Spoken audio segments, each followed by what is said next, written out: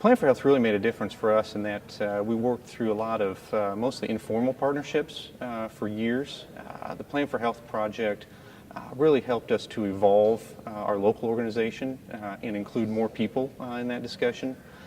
For a long time we worked together with the city engineer's office, for example, but to bring in folks from Public Works, to start some new relationships with staff from our Parks Department, to bring our police department into that conversation was really a significant evolution of our efforts. And it really formalized how we started to look at our bike-ped connections.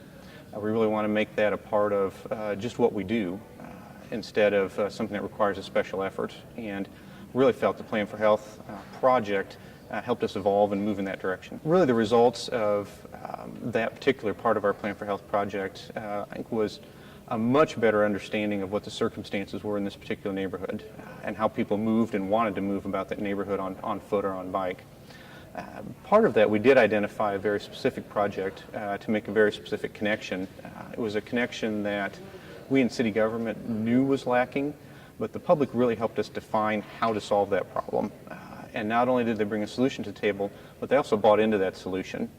And we've got wonderful communication now with a group of neighbors that are going to be really key to making that connection in the future.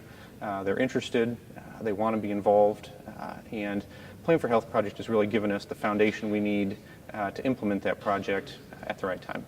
One of the other things that Plan4Health did for us, and undertaking that project did for us, is it really prompted us to re-examine the way we communicate with our state agencies, particularly the Indiana Department of Transportation, that plays such a huge role in all forms of transportation through their management of state highways through our community.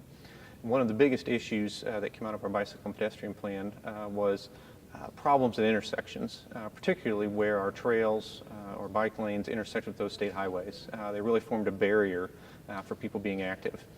And through Plan4Health, we held a strategy session with our partners at NDOT where they were really able to convey to us what their policies and guidelines and perhaps were the areas where they needed to do a little more to address the context of their projects and how they were accommodating bicycle and pedestrians on and across their highways. So that conversation really has led to other conversations with NDOT, including on projects that maybe weren't part of Plan4Health, but do have a lot of implications for walkability and bikeability in our community, where we could tie back to that discussion that we had with NDOT to have a better dialogue.